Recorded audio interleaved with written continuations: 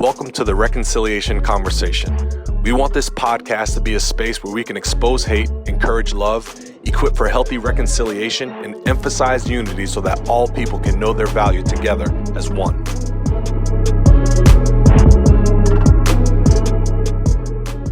Well, welcome to another edition of the Reconciliation Conversation. As always, my name is Derrick. I'm here with my good friend Jason. Jason, how you doing today, bro? I'm doing well. Listen, I'm excited about today.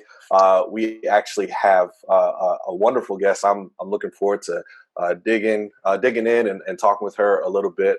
But former military brat, sort of PK, right? Liberty grad, is focused in political science and debate and law, and now is currently in seminary, Dallas Theological Seminary, where she's a THM student. She connects theology and spiritual formation and culture, and our favorite topic, politics. She is the author of the Liturgy of Politics, Spiritual Formation for the Sake of Our Neighbor. Ladies and gentlemen, it is my honor to introduce to you Kaitlyn Schiess. How are you doing, Kaitlyn? I'm good. I'm so glad to be here. I'm a little jealous hearing y'all talk about it being cold, though, because I'm in Dallas and it is not cold yet. Hot. Yeah, listen. So I went to Dallas one time and I told myself that was good enough for me. Yeah, it's hot. It's hot down there. I don't have time for that. Kaitlyn, I want to make sure. Did I pronounce your last name right? It's Scheiss, actually. Yes. You see, that's why you ask. Yeah. You know? So I'm glad I was able to do that. Well, Kaitlyn, we're excited. Thank you for joining us today. I'm gonna jump right in if you're okay with that. Go for it. Graduate from Liberty University. I know you got your degree in history there, and partisan politics. Right now, this in no way is not a former president question. Okay, thank you. You are welcome. We're not going there. We're not going there. But I would love it. We would love it if you could talk about your experience there and how it has actually shaped your passion for politics now. Yeah. So when I got to Liberty, thought I was going to go to law school. I started as a government major. And when I started in 2012, the atmosphere at Liberty was very different than it is now. There was kind of a lull between the two Falwells, and there was kind of an emphasis on, okay, we respect some of the moral majority kind of legacy, but we're kind of moving away from that, and we're kind of our own place now. And then by the time I graduated in 2016, is a completely different story. Falwell Jr. had kind of become much more politically involved. We were having constant political presence on campus. So Ted Cruz announced his candidacy. Trump spoke once while I was there, and then eventually spoke at graduation the year after I graduated. And everything that our president was saying was on Fox News, and people were talking about it all the time. And so it was just a very political environment. Mm-hmm. And I experienced, I think, pretty intimately every day how much back and forth there was, where I would have a theology class, a Bible class, and we would learn certain things. And then we would go to convocation, which was our chapel 3 times a week, and we would sing worship songs. And then there would be a politician or a political commentator speaking. And they were sometimes Christians, they were often not. And it was just a really eye-opening experience, one, of how disconnected these two realms were. Very few of us were unaware that the things we learned in a theology class were different from the things we learned politically. And it was all about finding the kind of way to deal with the cognitive dissonance there. Mm-hmm. And then also I was on the debate team. So I was in this little community of people who were traveling together and living together. And it was honestly the one space on campus I found personally that I could ask questions, people could push and pull and kind of test out ideas. And it was that thing where I got there, freshman year, learn all of these amazing things and kind of go way far left, opposite of everything my parents ever taught me, because I've just discovered all these people, and then kind of moderating out and figuring out what I really think. And it was it was such a positive experience to have that space on campus to do that, to experience what the broader campus was going through, and then bring it back to these people that I trusted, including a bunch of our coaches and our leaders who were faithful Christians and who cared about asking these questions and answering them well. And that, looking back on it, introduced me to some of the thinkers that became influential to me later in seminary. And so I'm so thankful for that, and for a handful of professors that were positive and faithful. But honestly, and I'm also kind of thankful for seeing the negative things there, because it gave me such an encapsulation encapsulation of what is probably true more broadly of evangelical politics, and gave me a passion for changing it. That's good. That's good. Yeah, that is. I had some friends who were on campus around that season as well, and it's really interesting to see how that dichotomy, right? Those different things can really begin to spark in our hearts and our lives a desire to, like, man, I need to be educated in this. I need to know a little bit more, and not just be spoon-fed different things that are happening. So that's awesome. I appreciate you sharing that. Yeah, it's good. So continuing in that vein, I'd love for you to share with our listeners how you see the political reality right now, right? Like what's the issue, or what's kind of the dilemma, or maybe you don't see it as a dilemma, although I think you might. But it's and then not only that, even thinking about, we are not a United States of America right now. We are very much a disunited States of America, or an ununited States of America. Why is that, right? Share some of the thoughts and the perceptions that you have. Yeah. So really the focus that I tend to have, and the focus I have in the book, is less on the particular ways people vote or particular politicians they support, and more about the animating stories that they have believed, whether they realize it or not, and that then motivate how they live and act in the world. And so when so much of our politics runs on these really formative stories, a great example is always campaign ads that use music and, sound and images and, dark and light, very kind of primitive ways of communicating things, but they spark something deeply emotional in us. And so we're not always even aware of how our hearts are being formed by these things. And so when a lot of that runs on fear and on creating, us and them, who are you loyal to, who do you have to protect, and who do you have to be protected from, those kinds of things are really powerful. And I use the word primitive because they kind of speak to something that's both psychological and physiological and physical of, I'm presented with this fear, and I'm presented with an enemy that is going to cause this to happen to me. There's almost a less than conscious response in your body and in your mind to protect yourself, protect your community, whoever you've decided is part of you, which is a whole other political question. Who do I feel like I have to protect in my community? Living in Dallas, we're a very segregated city. So who do I feel like are my people? And all of those ads and social media and general media that we consume, those teach us who is part of me and who is not. And those happen on registers that I don't think are always conscious. And so we can have a conversation where we say, these are the things I believe politically, and I could write them all down for you. And someone else could write down what they think. And maybe they don't actually look that different, but there's something deeper beneath the surface that's really kind of motivating my political action. I might say, here are the policies I support, but really there's this fear and loyalty and desire and love and all of those things that those are really counter to what this other person, we have competing visions of what the good life is, of what our nation should be, of what a people should be, of what Christians' responsibility in the world is. And so we think we're having a productive conversation by talking about these surface, and those policies and politicians are important, but we're not getting necessarily always to where the real conflict and disagreement is. And so especially for Christians, there are right and wrong answers to some of those questions. Right. And yet we're not prompting people to kind of get to, you actually have a fear you shouldn't have, or you feel a loyalty to the wrong people, or you feel, this is what you think the world should look like, and that doesn't match what Scripture says. But if we stay on the surface level of policies and politicians, I don't think we're getting to the real root of that division. Yeah, that's good. It's really good. So let's go below those surface talks and more into the root of that. I mean, I think about the American church's politics are shaped by habits and practices. You talk about that in your book. You just said it there, and I think you're right. I think we're often unaware, maybe even it's subconscious, the primal elements that it creates heartstrings to, right? Like it creates these heartstrings, and then all of a sudden that political narrative, whichever it is that strums the heartstring for us, is what begins to drive us in our thinking, instead of the gospel of Jesus or the teachings of Jesus or the ways of the scriptures that God has laid out for us. The character of God may look different in these narratives that we've begun to allow to shape us. And so talk about that. Like give maybe even for our listeners, especially give an example of how this culture shaping reality has hurt the church, the American church, maybe even how it could help us, or maybe it has, if there's certain ways it has. And just, so take us below the surface, like you just said. Yeah. So one of the stories that I often tell, because it just was such a formative example for me, was when I was at Liberty, Bernie Sanders came and spoke in convocation. And it was a big deal because, to keep their nonprofit status, they had to, if they were going to invite one presidential candidate, they had to invite all of them.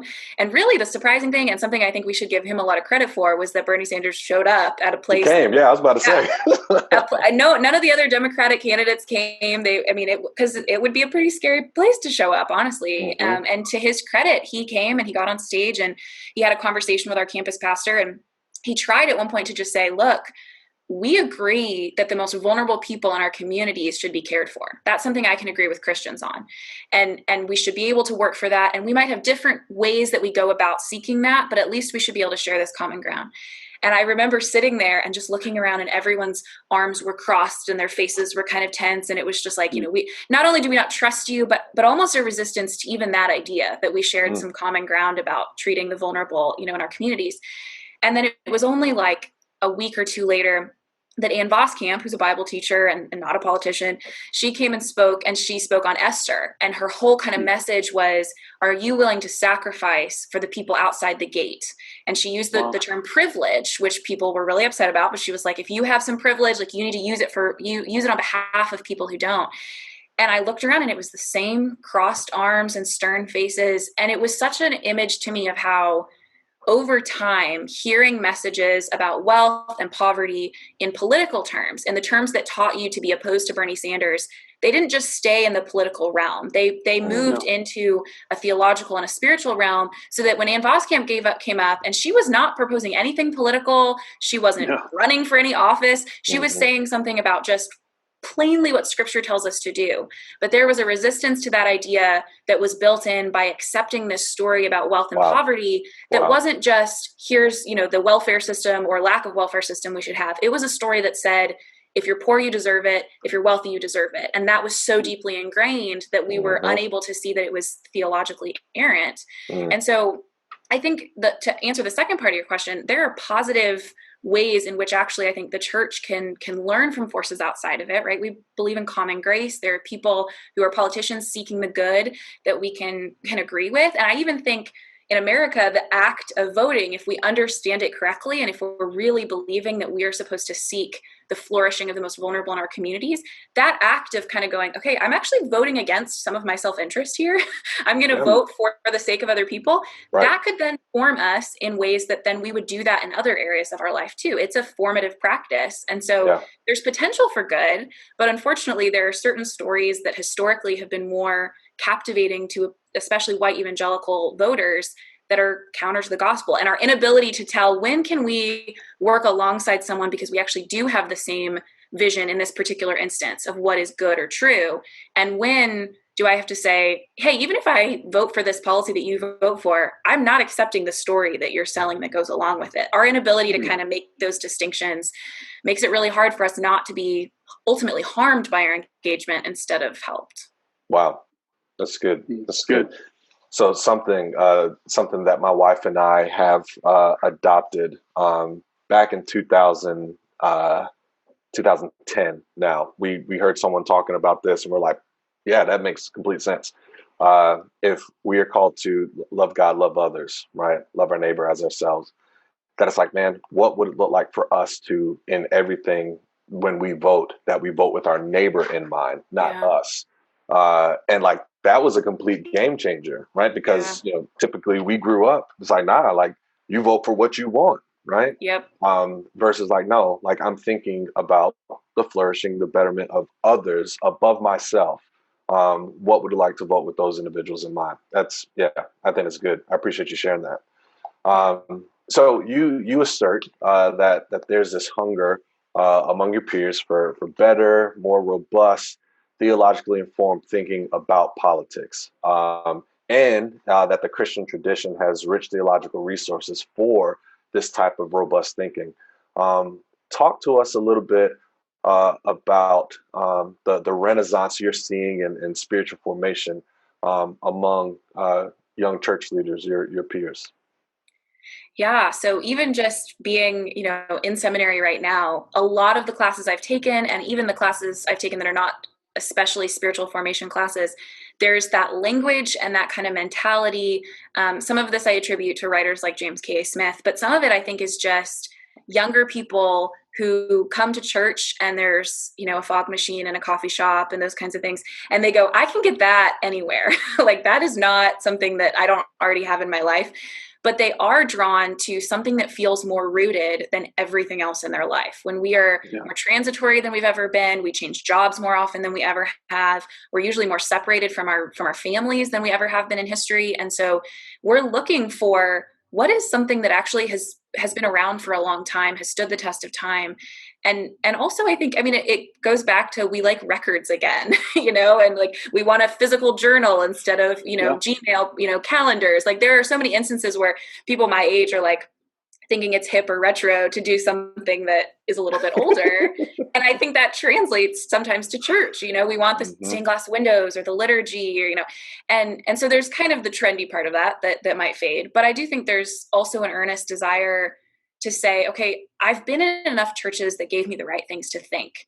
And I've also watched hypocrisy of leaders that let me know that knowing the right things doesn't always get you to the right place of action.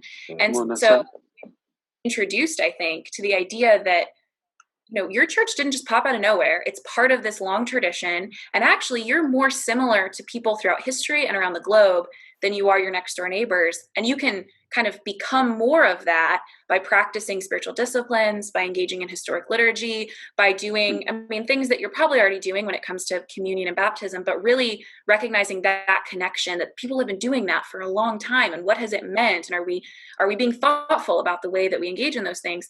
I think that's exciting and that's beautiful. And that's something that people aren't getting in other parts of their life.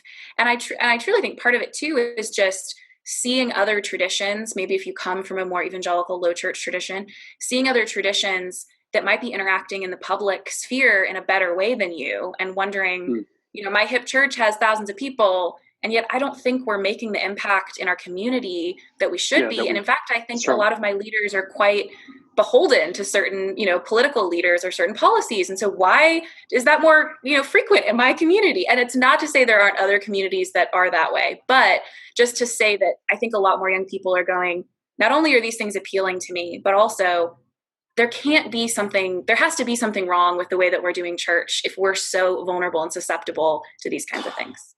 I want to give, and it's not my turn to ask a question yet, but I'm going to jump in for a second.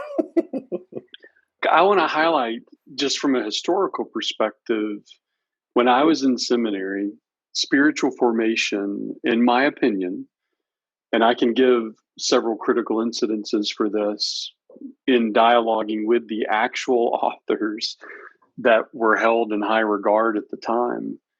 But when I was in seminary, in my opinion, spiritual formation was more about self-development than it was about community development. Yeah. That's how it was when I was in seminary too. And I tell me if you think I'm wrong, Kaitlyn, but I agree with what you're saying. And I think the Renaissance has a lot to do with the realization of collective, not just individual, the realization of the fact that 90+% of the YOUs in the New Testament are plural, right?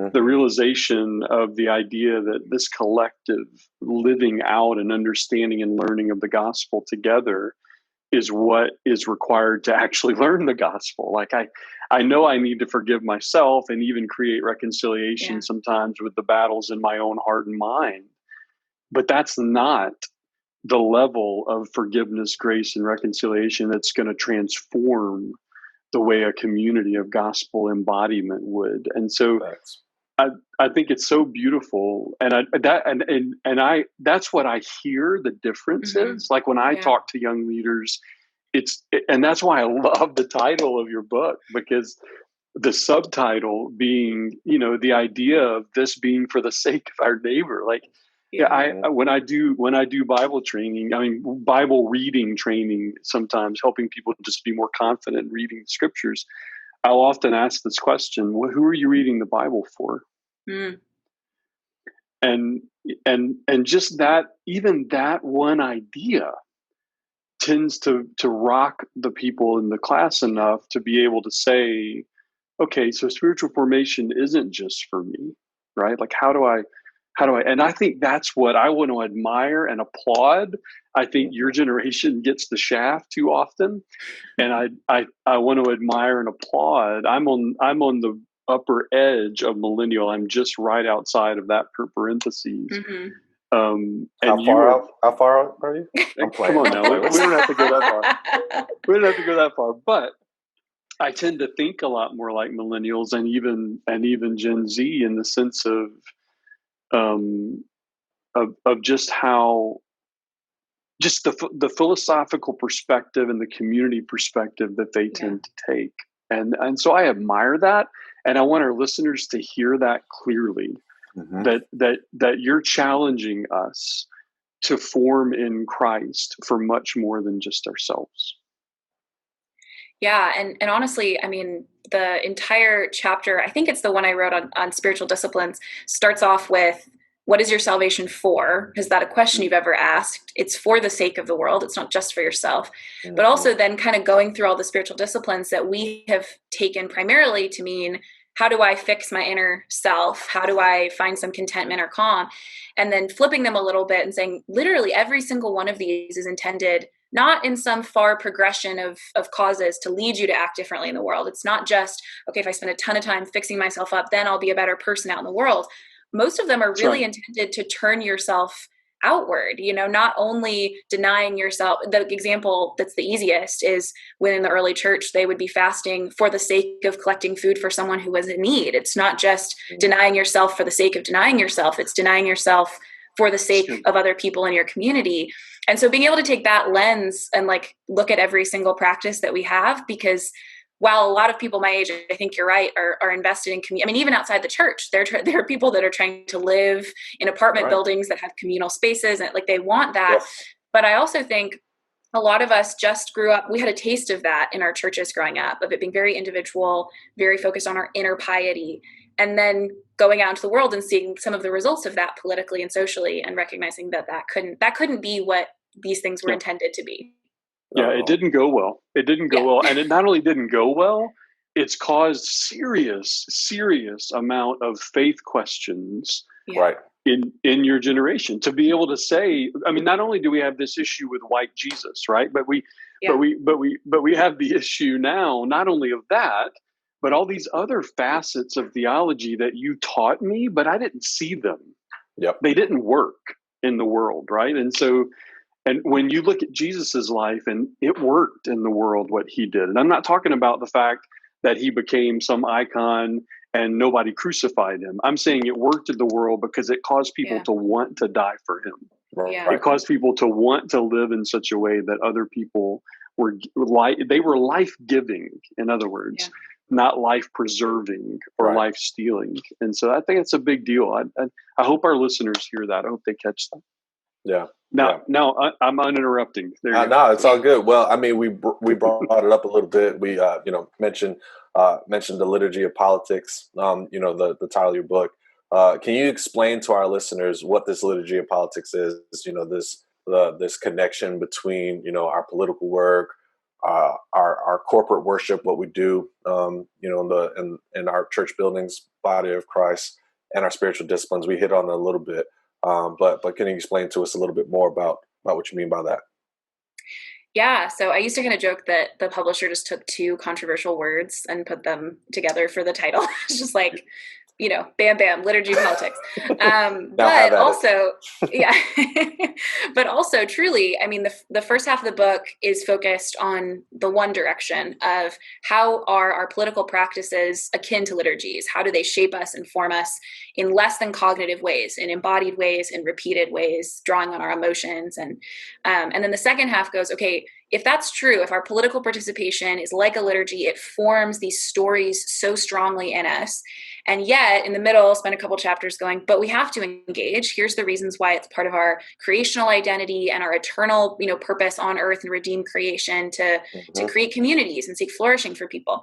If that's all true, it's very dangerous, yet we should do it. What is the answer? And the quote unquote answer is not me as the young person coming in and saying like, I've got the solution. It's, thousands of years of Christian history. How have Christians been able to engage well with the world? It's been not through, I love a good sermon. I love a good Bible study, but it hasn't been primarily through, here are a list of propositions and now go and engage the world. Or here is a bunch of cognitive based kind of learning. It's been through, repeated liturgies in the sense of prayers and spoken words together and scripture that's read out loud that form the rhythm, the kind of language that we first reach to because it is repetitive and we've heard it our whole lives.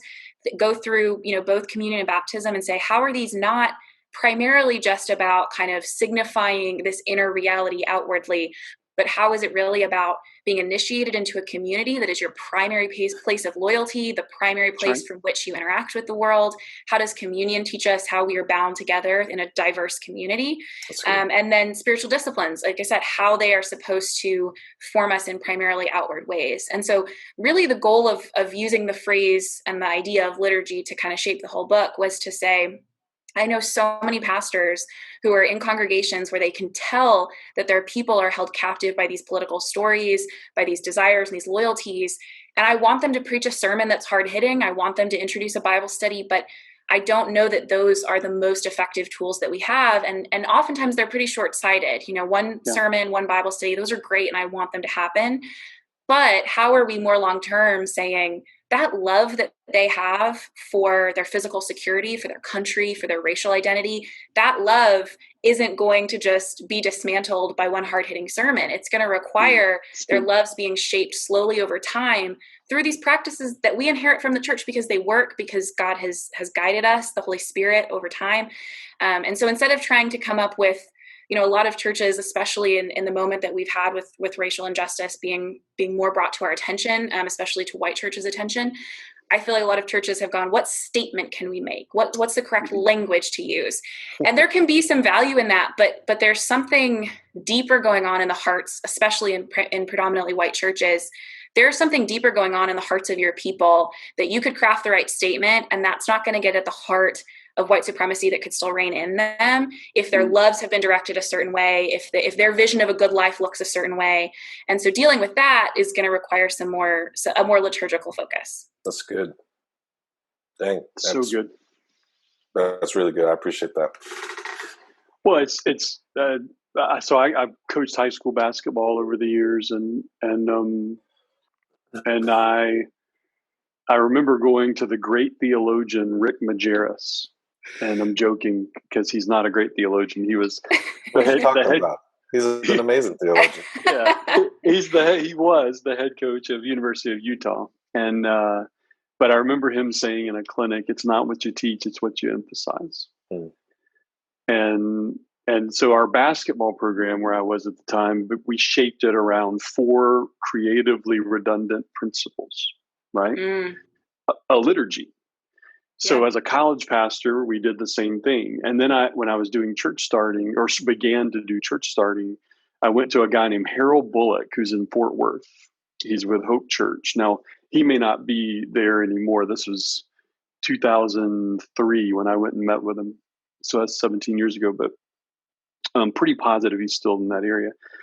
But I remember him saying the same exact thing. He said, I want to give you 3 leadership principles that changed everything about ministry leadership for me and just life in the world, family raising, and on and on. And one of the 3 was, it's not what you teach, it's what you emphasize. And that's what you're saying, right? I mean, like, the liturgies we create are much more formative than the one-hit sermons. And I love that. I think that's significant. Well, as we wrap up here, in that same vein, I mean, we're talking about what we emphasize, what those liturgies are.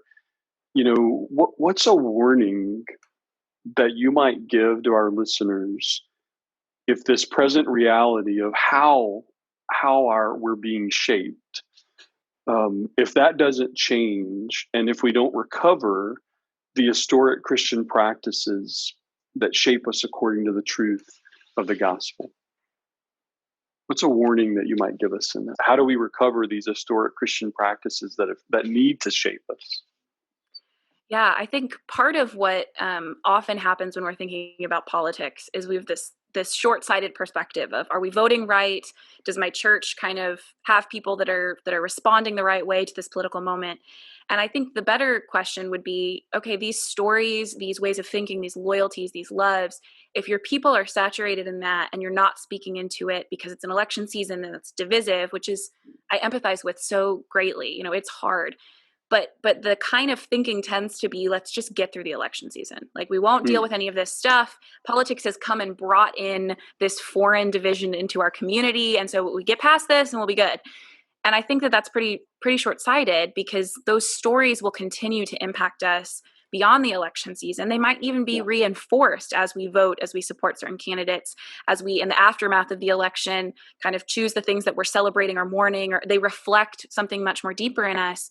And so I think if we are continually unaware of those stories, they're going to continue to impact not only just the political realm, which is a lot of the times my focus, but they're going to shape the way that your church interacts in non-political ways. So you think that people have this focus on safety and security, and so that's going to that's going to force them to vote a certain way.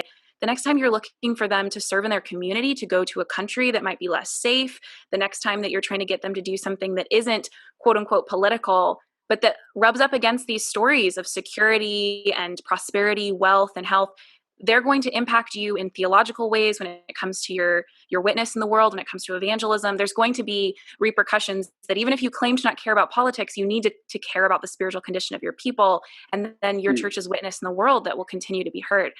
A lot of people focus on the hypocrisy of evangelicals for saying certain things and then supporting another candidate.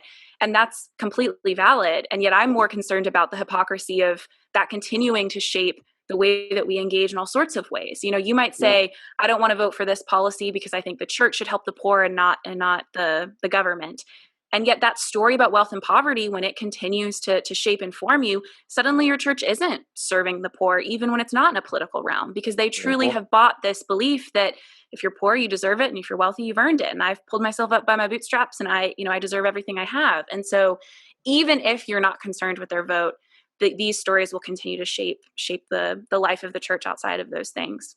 And then in terms of encouraging us to recover those practices, I think it really comes down to, one, learning from churches that don't look like us, especially white churches in America, learning, how Black churches in America have engaged politically in ways that were in line with their beliefs and not counter to them, in ways that didn't shape them in negative ways.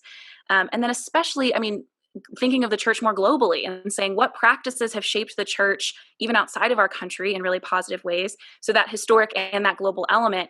And then saying, are we really willing to have our worship, as it has been through all of Scripture, be a sacrifice, not only because we're taking time out of a day to spend time praising God, but a sacrifice in the sense of, I have my preferences for how my church will run. They are not serving my community because they are not shaping us into the people that we need to be. So I'm going to give up my favorite worship song because its theology isn't good, or because it's not helping me, feed the poor and engage in my community. I'm going to sacrifice my preferences because it's for the greater good of our community.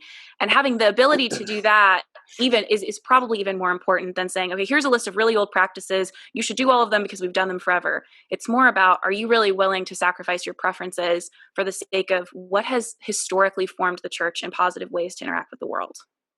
Man alive. I agree. Girl, you better stop. You preaching to people, and they need to hear that. I'm thankful that you're saying it. That was good. If these are conversations that Jason and I are having off camera, if you will, and the fact that there are so many people who are saying it, who are living it out in other places, or seeking to live it out in other places, who are challenging people in their spheres. I am encouraged, and you have encouraged me today. I greatly appreciate that, Kaitlyn. Thank you. Greatly appreciate it. Yeah. So, Kaitlyn, Obviously, you're on social media, right? Because all authors are and all that good stuff. So where can people follow you? Are you on Twitter, Instagram, Facebook, all that good stuff? Yeah, all of the above at Kaitlyn Schiess. I spend way too much time on Twitter, so if you want to see the more spicy side, you can go there. Oh, this wasn't spicy? Oh, let's go. No, I'm playing. Well, awesome. And you have a website as well. Am I correct in saying that? Yeah, KaitlynSchiess.com. I do a little bit of blogging now, but mostly it's just you can check the book out there. Dope. And the book, The Liturgy of Politics, Spiritual Formation for the Sake of Our Neighbor. Go pick that up, support our sister, and learn a little bit more. Kaitlyn, thank you very much. And to our listeners, again, thank you for tuning in on the Reconciliation Conversation. We're continuing the conversation next time. Thanks. Okay. Thank you for joining in on the Reconciliation Conversation. Remember, you can connect with us on Facebook, Instagram, and Twitter at The Recon Convo. You can also stay connected with us through our website, reconciliationconversation.com, or feel free to subscribe to our YouTube channel under No More Night Media. We look forward to continuing the conversation with you next time.